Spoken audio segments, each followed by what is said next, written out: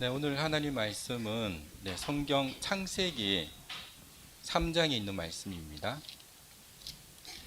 한 구절만 보겠습니다. 창세기 3장 7절 말씀, 한 구절 말씀입니다.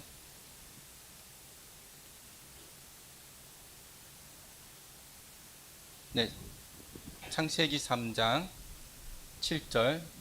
찾으신 줄 알고 다 같이 한번 읽겠습니다. 이에 그들의 눈이 밝아져 자기들이 벗은 줄을 알고 무화과나무 잎을 엮어 치마로 삼았더라. 아멘. 안녕하세요. 오늘은 이제 코로나 확진으로 인해서 현재 자택에서 격리 중인 우리 김영대 목사님을 대신해서 제가 이렇게 강단에 섰는데 약간 부담이 됩니다.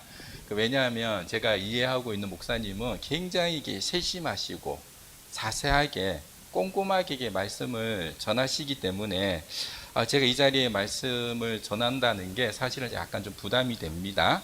그래서 오늘 제가 좀 부족하더라도 여러분들이 그냥 이렇게 편하게 좀 들어주시면 좋겠다라는 그런 마음으로 제가 서게 됐고, 간략하게 오늘 말씀을 이렇게 전하는 부분하고 좀 연관이 되기 때문에 제가 제 소개를 잠시 드리자면은, 저는 사역을 그만둔 지가 10년이 넘습니다. 현재는 뭐 하느냐 하면 제 아내하고 저랑 이제 상담소를 운영을 하면서 제 아내도 저도 상담사로 일을 하고 있습니다.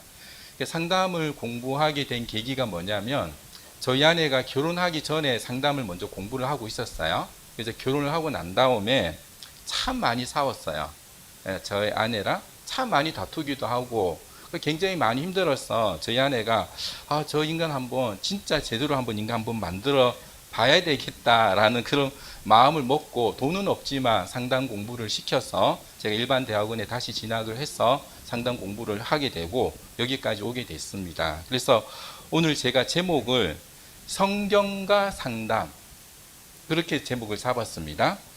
오늘 또 읽은 우리 창세기 3장 7절하고 상담이 어떻게 연결이 되는지 한번 제가 이야기를 나누면 좋겠다 하는 그런 마음이 들어서 준비를 해왔습니다. 그래서 오늘은 평소와는 좀 다른 말씀일 수도 있어요. 상담이 들어가니까 좀 생소할 수도 있고 낯설 수도 있겠다 싶어요. 그리고 지금부터 제가 드리는 상담에 관련된 이야기는 그냥 제가 이제 공부하면서 경험하면서 느낀 소견이다, 제 개인적인 소견이다 하는 그 점을 여러분들이 알아주시고 그냥 가볍게 들어주시면 좋겠습니다. 영어 성경에 창세기를 우리가 어떻게 하냐면 제니시스라고 이렇게 써져 있습니다. 제니시스라고 할 때 앞에 두 글자 제니, 그러니까 제니라고 있는데 그걸 번역을 하면 유전자라는 뜻입니다. 우리 게놈 프로젝트라고 할 때 그 게놈이라는 그런 뜻이거든요. 그래서 생물학자들이 젠이라는 이 영어 단어를 번역할 때에는 반드시 유전자라고 번역을 합니다. 그래서 제가 가만히 생각을 해봤더니 어떻게 보면 인간은 이 세상에 태어나면서부터 제2의 유전자를 가지고 죄인으로 태어났다가 죄인으로 죽고 또 그 죄인의 유전자를 계속 대물림하면서 그런 게 아닌가, 그렇게 좀 이해를 해도 좀 좋을 것 같다라는 생각이 좀 들어요. 근데 유전자라고 이렇게 이야기하면 조금 이렇게 어감이 그러니까 조금 부드럽게 표현을 해보자면 근본, 근원, 기원, 이렇게 이제 설명을 좀 해볼 수 있을 것 같아요. 그래서 창세기는 우리에게 뭘 이야기를 해주냐면은 우리의 근원, 우리의 근본, 우리의 기원이 뭐냐라는 걸 이야기해 주기 때문에 이 창세기가 오늘날 우리에게도 참 중요한 말씀이다라는 생각이 들어요.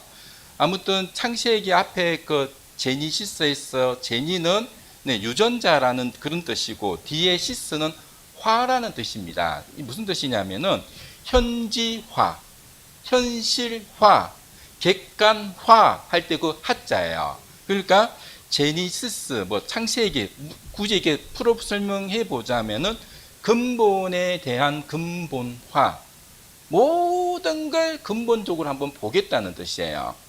그런 뜻이 이제 창세기에 담겨져 있는데, 오늘 특별히 이렇게 창세기 3장 7절은 상담 전문가들, 실제로 상담을 하시는 분들이 꼭 봐야 되는 인간의 어떤 내면적인 세계, 그 내면적인 세계의 근본을 이야기해 주는 그런 말씀이 저는 창세기 3장 7절의 말씀이라고 생각이 듭니다. 그래서 제가 다시 한번 이 3장 7절 말씀을 읽어보겠습니다. 이에 그들의 눈이 밝아서 자기들이 벗은 줄을 알고 무화과 나무 잎을 엮어 치마로 삼았더라. 이게 돼 있죠. 자, 이 말씀에 나오는 그들이 누구인가요? 네, 아담과 하와입니다. 근데 아담과 하와 그들의 무엇이 밝아졌다고 지금 성경이 이야기하고 있죠? 눈이 밝아졌다. 왜 성경에는 이 부분을 눈이 밝아졌다라고 표현을 했을까? 귀가 밝아졌다 이렇게 표현하면 안 될까? 아니면 마음이 밝아졌다 이렇게 표현해도 될 것 같아요. 아니면 머리가 밝아졌다 이렇게 표현해도 될 것 같은데 왜 눈이 밝아졌다라고 성경은 우리에게 표현하고 있는가? 왜 눈이라는 표현을 썼을까? 그 점에 조금 우리 생각을 좀 해봐야 될 것 같아요. 근데 여러분들도 잘 알다시피 아담과 하와가 눈이 밝아진 이유가 있죠. 그냥 밝아진 건 아니죠. 이전에 아담과 하와가 뭘 했어요? 네, 하나님께서 금지한 그 선악과를 먹었잖아요. 그 선악과를 먹고 난 다음에, 그러니까 선악과라는 것은 선과 악을 알게 해주는 열매예요. 그러니까 그 선악과를 따먹고 그들의 눈이 밝아졌다라는 뜻은 이제부터는 인간이 스스로 자신만의 선과 악을 평가하면서 살아가게 되는 그런 평가적인 존재가 되었다라는 의미가 담겨져 있습니다. 자신만의 선과 악으로 이 세상의 모든 것들을 평가하고 잣대를 갖다 대고 기준을 삼아서 살아가는 그런 존재. 근데 가만히 생각해 보면 원래 평가라는 것은 인간의 영역이 아니에요. 인간의 몫도 아닙니다. 오직 평가할 수 있는 분은 어떤 분이시냐면 하나님 분이에요.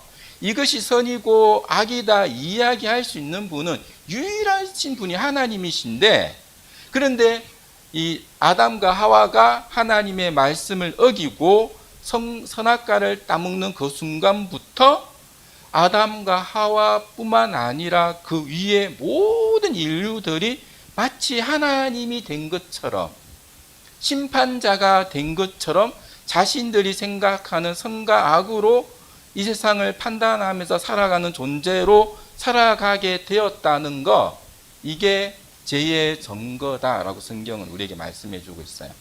이게 죄의 모습이다. 뭐 특별한 사람을 살인하고 뭐 거짓말을 해야 그게 죄가 아니고, 이미 나만의 어떤 선과 악으로 이 세상의 기준을 가지고 살아간다는 거, 나는 그런 자격이 없는데도 불구하고 그런 자격을 가지고 살아간다는 것 자체가 죄다라고 성경은 우리에게 말씀해 주고 있습니다. 조금 더 이제 옆으로 한번 들어가 볼게요. 여러분들도 잘 알다시피 하나님께서 이제 제일 먼저 이렇게 아담을 이렇게 창조를 하셨어요. 그 외롭다 보니까 하나님께서 이제 그 아담의 갈비뼈를 취해서 하와 여자를 만들었잖아요. 그 다 하와를 이렇게 아담한테 이렇게 데려가 주니까 아담의 반응이 어땠습니까? 그야말로 항울경에 빠졌어요. 너무 좋아한 거예요. 근데 그 하와를 딱 보는 순간 이 아담이 무슨 생각을 했냐면, 다른 사람이 오고 있네? 나랑 다른 사람이 있네? 이렇게 생각한 게 아니고, 성경에 보면 딱 보는 그 순간, 저거 내 몸이네? 자기 몸이다 하는 걸 딱 알아차려요. 그래서 성경이 뭐라고 이렇게 아담이 이야기를 하냐면은, 하와를 딱 보면서 하는 얘기가 내 뼈 중에 뼈요, 내 살 중에 살이다, 이렇게 얘기를 해요. 그러니까 저는 이 말씀을 뭐 성경적으로 해석하지 않고 제 개인적으로 이렇게 받아들이면 어떻게 받아들이냐면, 아담이 하와를 진짜로 자기 몸처럼 아끼고 사랑했구나. 자기 몸처럼. 자기 몸이잖아요. 그래서 저는 그렇게 이해가 돼요. 그래서 제가 한번 여러분들에게 한번 여쭤봅니다. 사람이 사람을 사랑을 하게 되면, 누군가를 깊이 사랑하게 되면 여러분 뭐가 없어지는지 혹시 아시나요? 누군가를 깊이 사랑하게 되면 뭔가 없어져요. 뭐가 없어지는 것 같으세요? 판단력이 없어져요. 그래서 소위 우리가 뭐라고 그럽니까? 사랑에 빠진 것을 콩깍지가 씌었다 또는 눈이 멀었다라고 이렇게 표현을 하잖아요. 그러니까 여러분들도 이제 다게 연애 경험이 있다 보니까 사랑을 하면 판단력이 없어집니다. 평가를 안 하게 돼 있어요. 사랑을 하게 되면. 그래서 연애를 할 때는 콩닥콩닥 둘에게 사랑에 빠져가지고 평가를 안 하고 살다가 결혼을 하고 난 다음에는 그때부터 두 남녀가 뭘 하기 시작하죠?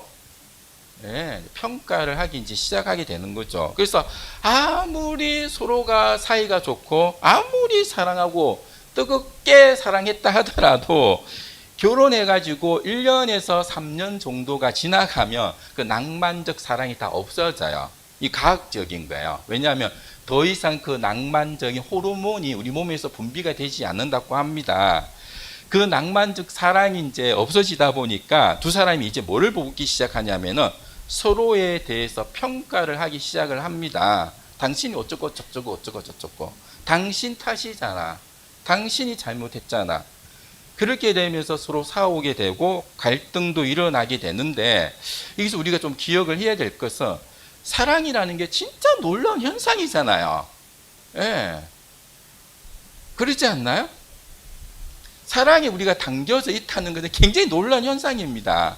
그래서 아담과 하와도 보면 탈락하기 전에는 이 아담과 하와가 너무 사랑으로 한 몸으로 딱 붙들어 있으니까 서로에 대해서 뭘 안 해요? 평가를 안 해요. 그냥 항물하고 그냥 사랑하잖아요. 그래서 우리가 이렇게 낙원의 삶을, 이렇게 천국의 삶을 이야기하자면 평가를 안 하는 곳이다. 놀라운 것은 그런 천국의 삶을 우리 하나님께서, 우리 예수님께서 이 땅에 오셔가지고 그러한 삶을 살 수 있도록, 누릴 수 있도록 우리에게 허락해 주셨다는 거예요. 그러니까 하나님의 사랑에 빠져 있는 상태, 하나님의 그 사랑 안에 있는 상태, 하나님의 그 사랑 안에 거하고 있는 그 상태, 거기가 천국이라는 거예요. 놀랍지 않습니까? 그러니까 가만히 생각해 보세요. 우리가 하나님 앞에서 사랑을 받을 만한 자격이 있는 사람입니까? 아무리 찾아보고 뒤져봐도 우리는 하나님의 사랑을 받을 만한 자격이 없는 사람들이에요. 그러니까 하나님은 충분히 우리를 판단을 하실 수 있는 분이시고 충분히 심판을 하실 수 있는 분이세요. 그런데 주님의 그 십자가의 공로로 인해서 더 이상 우리를 판단하시지 않겠다 선언을 해버리신 거예요.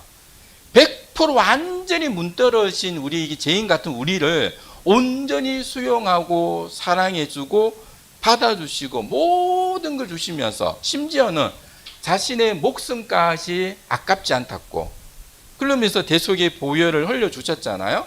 놀랍지 않습니까?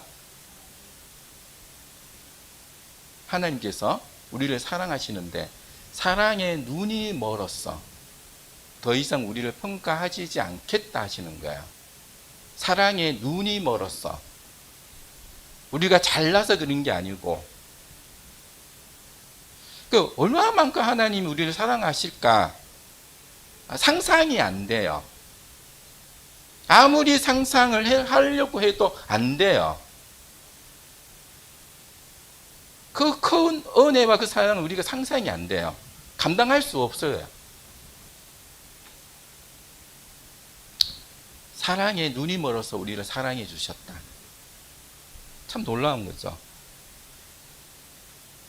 다시 다시 이제 아담과 하와를 한번 돌아올게요. 아담과 하와가 선악과를 먹고 난 다음에 그들의 눈이 밝아져요. 눈이 밝아졌다는 말은 다시 말해서 그들이 하나님의 사랑에서 떠나자 하나님의 사랑에서 멀어지니까 하나님의 사랑 밖에 있으니까 그때부터 인간의 판단 능력이 올라오기 시작을 했다는 거예요. 그 판단의 태도에 대해서 성경은 눈이 밝아졌다라고 이야기를 하고 있는 겁니다. 그렇게 눈이 밝아져서 자신만의 어떤 선과 악으로 옳다 그르다 판단을 이렇게 하다 보니까 성경에 보니까 그제서야 자신들의 몸이 벗은 줄을 알았다라고 성경은 기록하고 있습니다. 벗은 줄을 알았다? 뭔가 좀 이상하지 않습니까?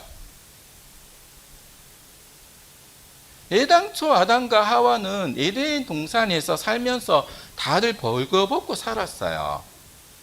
그동안 계속 줄고 벌거벗고 살았는데 뭘 또 벌거벗었다는 것을 알았다라는 얘기일까요? 그리고 지금 우리가 읽은 창세기 3장 7절에서 나오는 이 안다라는 이 말은 우리가 평소에 알고 있는 안다라는 그 말하고 조금 다른 의미가 있겠죠.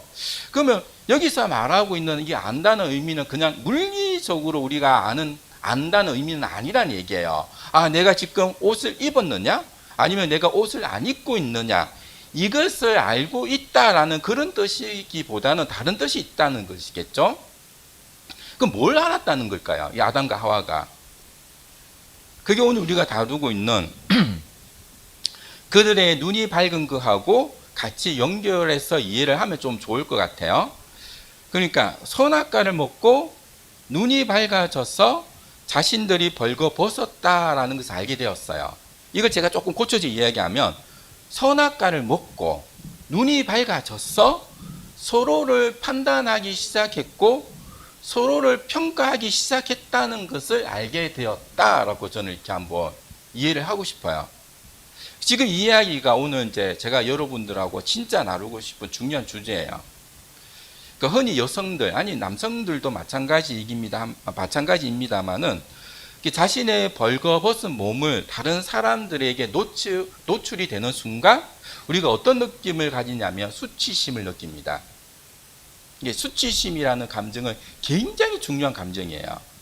수치감, 창피하다, 부끄럽다, 모욕적이다 이런 감정들 우리가 느끼게 되는데 제가 창세기 처음 말씀을 드리면서 해드렸던 것은 창세기는 뭐죠? 인간에 대해서 인간의 근본을 알려준다고 얘기했습니다.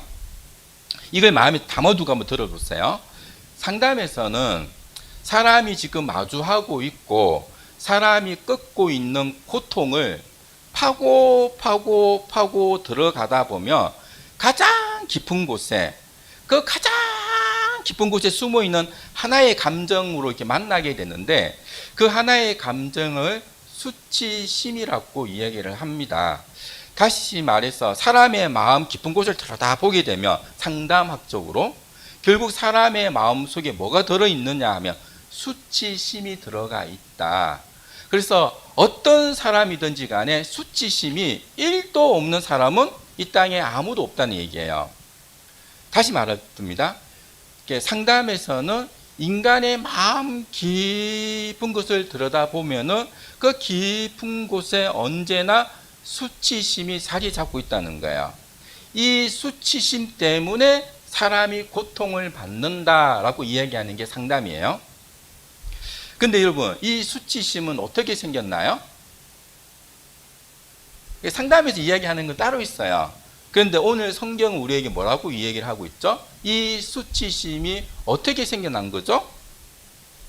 네, 하나님이 말씀을 어기고 선악과를 먹고 그들의 눈이 밝아져서 자신의 몸이 벗은 줄을 알게 되었다. 다시 말씀드리면 하나님의 말씀을 어기고 선악과를 먹고 그들의 눈이 밝아져서 자신들의 벌거벗은 몸을 보면서 수치심을 느끼게 되었다.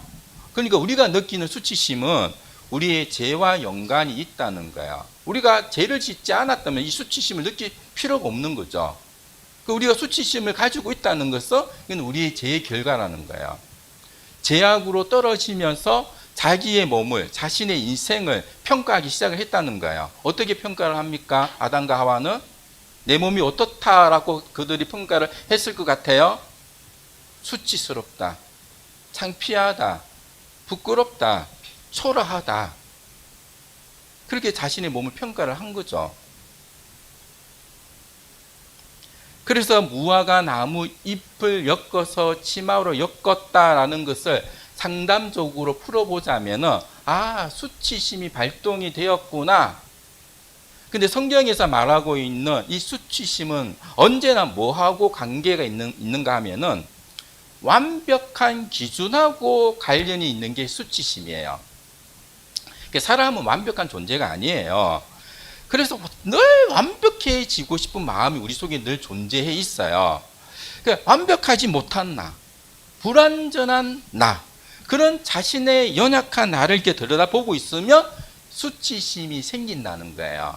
그래서 그 수치심에서 벗어나고자 인간은 끊임없이 자기 자신을 더 큰 존재로, 흠이 없는 완전한 존재로 만들어가고 싶어하고 확장해 나가고 싶어 한다는 겁니다. 아무 제약도 받지 않고 아무 고통도 받지 않는 그런 초월적인 존재가 되고 싶어 하는 거예요. 꼭 하나님처럼 되고 싶다는 얘기죠. 그런 마음이 끊임없이 나온다는 겁니다. 힘이 있어야, 하나님 힘이잖아요. 힘이 있어야 수치심을 당하지 않을 거야. 내가 힘이 있어야, 내가 하나님이 되어야 내 자신을 제대로 보호할 수 있을 거야. 그래서 힘을 더 추구하게 되고 더 강하고 강한 자신이 되려고 노력을 한다는 거예요. 수치심이라는 이 말은 영어로 이렇게 표현을 하면은 좀 재밌게도 이런 뜻이 있습니다. I am small. 나는 작다라는 그런 뜻이 들어가 있어요. 흔히 우리가 쓰는 용어로 이렇게 표현을 하면 이런 용어죠. 나는 별 볼 일 없는 존재예요. 나는 형편없는 존재예요. 나는 못났고 나는 부족해요. 그게 수치심이에요. 상담을 하다 보면은 많은 사람들이 하는 얘기 중에 이렇게 자신을 표현하는 사람들이 있어요. 나는 쓰레기예요. 쓰레기. 자기 자신을 쓰레기라고 표현을 해요. 나는 완전히 쭈그러진 존재예요. 감정으로 이야기하면 참 비참해요. 내가 너무 참해요. 이게 다 수치심하고 연관이 되어 있는 감정들이에요. 근데 그거를 딱 묶어서 하나의 메시지로 얘기를 해라 라고 그렇게 얘기를 하면 딱 뭐라고 표현을 할 수 있냐면 I am small. 나는 작다. 인간은 작은 존재다. 인간은 약한 존재다. 약하고 작은 존재이기 때문에 수치감을 느낀다.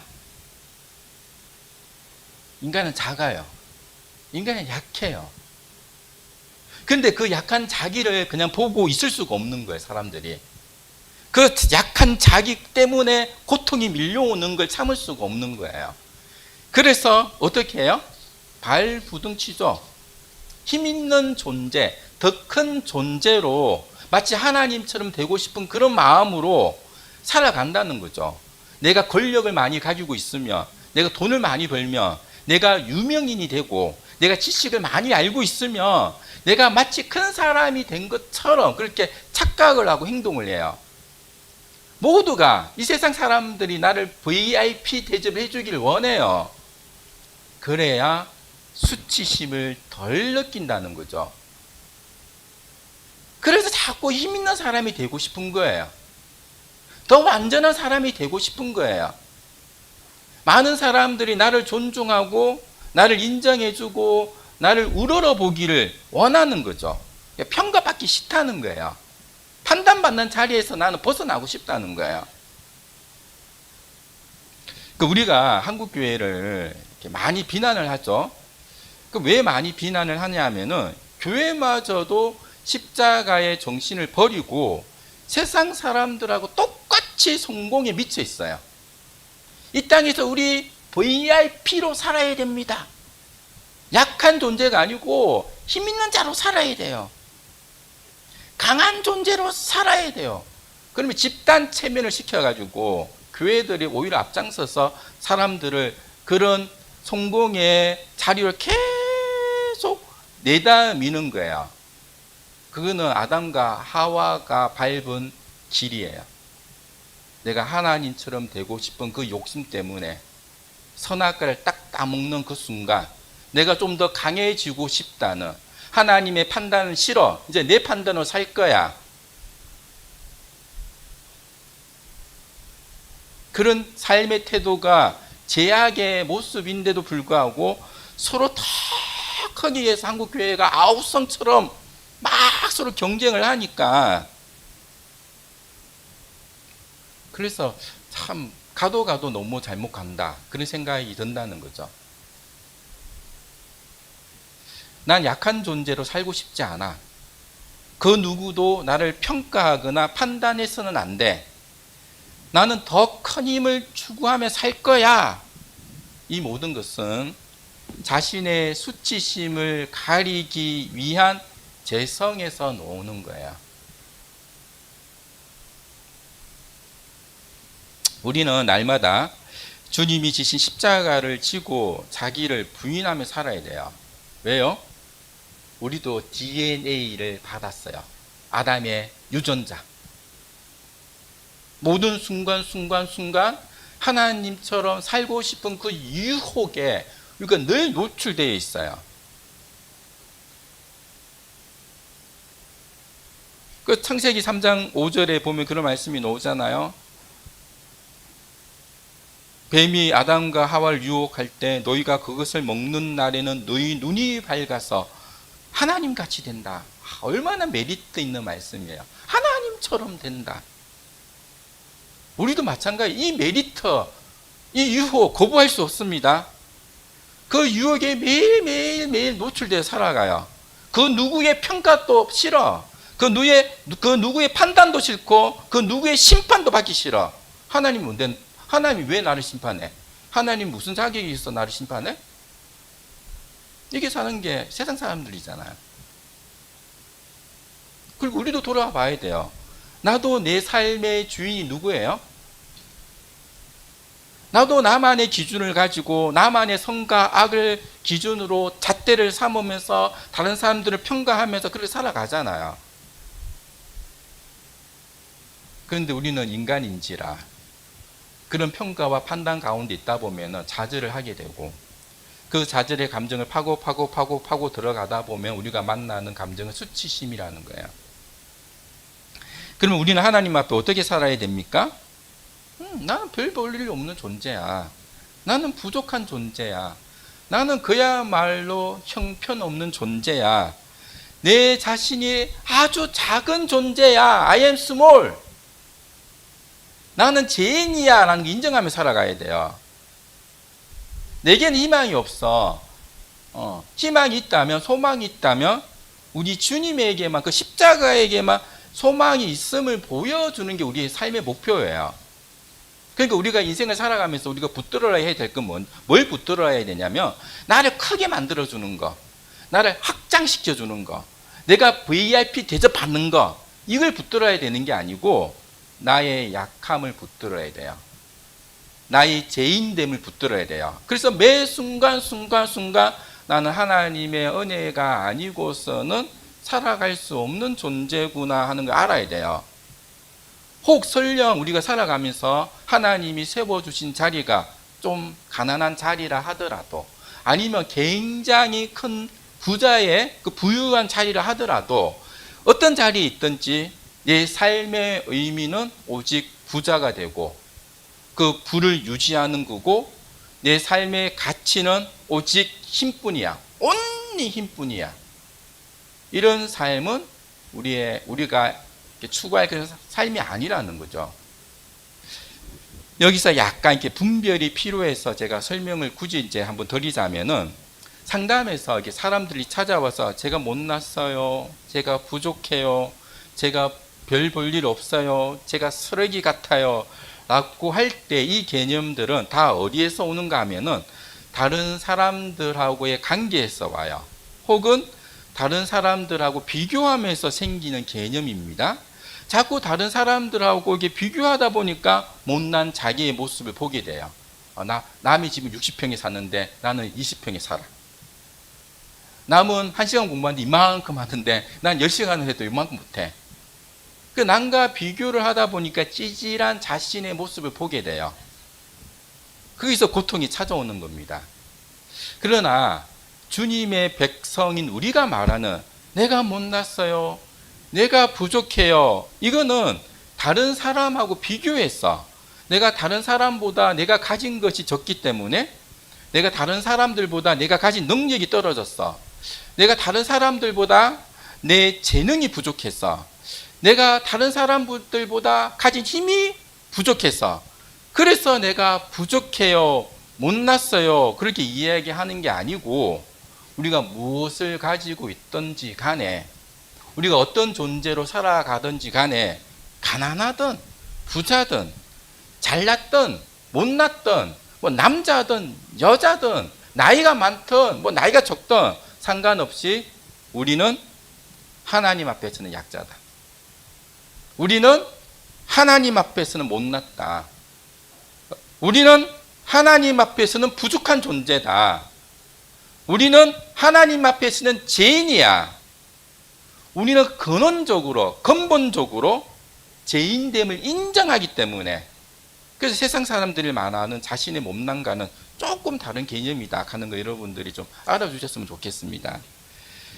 아무튼 상담을 하면서 제가 느낀 것은 세상 사람들이 겪는 고통은 자신이 더 큰 사람이 되고 싶은 그 마음에서 생긴다는 거예요. 그래서 끊임없이 남과 비교하면서 스스로 가슴 아리하고 고통 속에 지낸다는 겁니다. 남에게 판단받기 싫고, 남한테 비난받기 싫고, 싫은 소리 듣기 싫고, 오히려 내가 남을 평가하고 싶은 사람으로 살고 싶기 때문에 끊임없는 그 경쟁 구도 속에서 살아가고 있다는 거예요. 한번 가만히 생각해 보세요. 우리가 남을 평가하는 자리에 올라가게 되면 어떻게 될 것 같으세요? 내가 남을 평가할 수 있는 자리에 서 있다, 앉아 있다, 그럼 어떨 것 같으세요? 자신은 평가를 안 받게 돼요. 누가 나를 평가해요? 내가 최고 높은데. 그러니까 하나님처럼 되는 거예요. 분명한 것은 하나님이 없는 사람은 이런 인간의 수치심 속에서 아무리 내가 그 무리에서 대장 노릇을 한다 하더라도 그 수치심에서 벗어날 수 없다는 겁니다. 이것이 인간의 현 주소다, 권원이다, 근본이다. 그 인간의 권원에 대해서 오늘 창세기 말씀을 상담을 하고 있는 사람의 입장에서 한번 접근해 보는 시간을 짧게나마 한번 가져보았습니다. 마지막으로 여러분들이 한번 생각해 보시면 좋겠습니다. 우리가 세상에 살면서 이 사람은 잘난 사람, 멋있는 사람, 이 사람은 찌질한 사람, 못난 사람 이렇게 정해놓고 우리들끼리 서로 비교하면서 경쟁하면서 잘난 사람, 못난 사람 하면서 살아가는 그런 삶하고 하나님 앞에서 진짜 우리 자신이 어떤 존재인가 라는 삶과 과연 어떤 차이점이 있을까? 깊이 한번 생각해 보셔야 돼요. 하나의 비유를 들자면 개미들이 제 앞에 쭉 서가지고 저마다 자기 근육 자랑 막 하는 거예요. 어떻게 보여요 그게? 개미들의 그 근육이 우리 눈에 보이기라도 합니까? 근데 개미들끼리 저희들끼리 이야기하면 내가 니보다 근육이 좀 더 튀어나왔어, 내가 조금 더 굵어, 내가 보디빌딩이 1등 했어 이러고 있으면 그 개미들이 난 어떻게 보이겠습니까? 나만 작은 게 아니라 사실은 우리 인간 전체가 몽땅 다 어떤 존재예요? 작은 존재다. 나를 포함해서 그 누구도 비껴갈 수 없어. 다 작은 존재다. 하나님 앞에서는 다 작은 존재다. 하나님 앞에서는 다 죄인이다. 그 마인드로 살아야 돼요. 근데 오늘 한국 교회는 어떻습니까? 정반대로 가고 있다는 거예요. 김영대 목사님도 자주 그런 이야기를 합니다만은 목사가 존재하는 이유가 뭐냐? 여러분, 나는 작은 존재예요. 나는 약한 존재예요. 나는 더러운 존재예요. 나를 믿지 마세요. 나를 의지하지 마세요.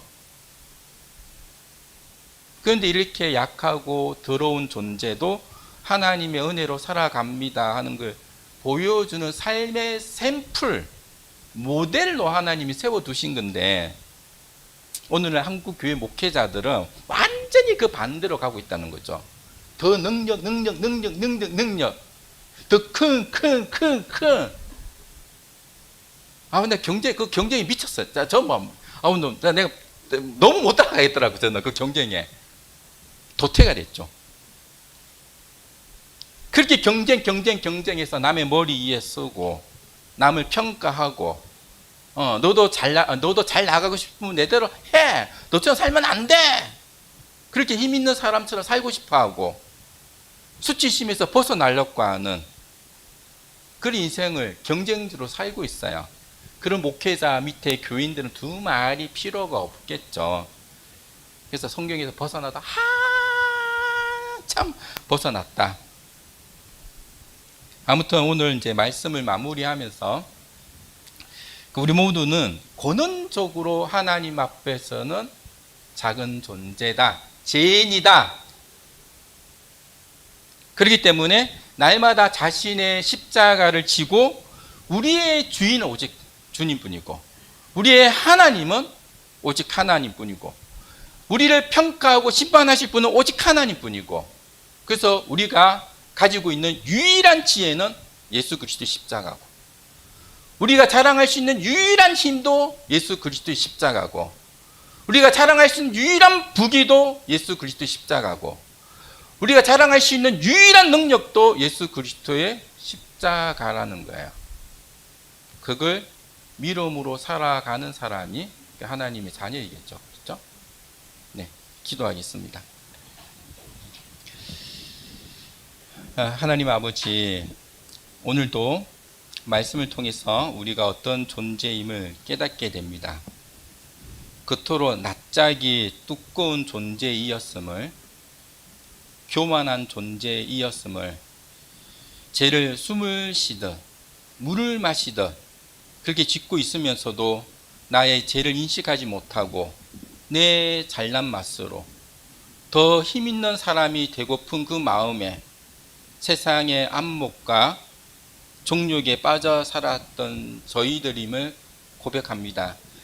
저희를 긍휼히 여기시고 다시금 십자가의 은혜를 바라봅니다. 십자가의 자리로 나아갑니다. 주님이 우리를 온전히 사랑해 주셨듯이 우리도 우리에게 주신 그 십자가를 지고 주님을 따라가기를 원합니다. 주님, 우리의 삶을 붙들어 주시길 간절히 원합니다. 우리의 남은 인생 동안 주님의 그 청량할 수 없는 은혜와 그 사랑의 깊이와 넓이를 더 깊이 깨달아가고 알아가길 원합니다.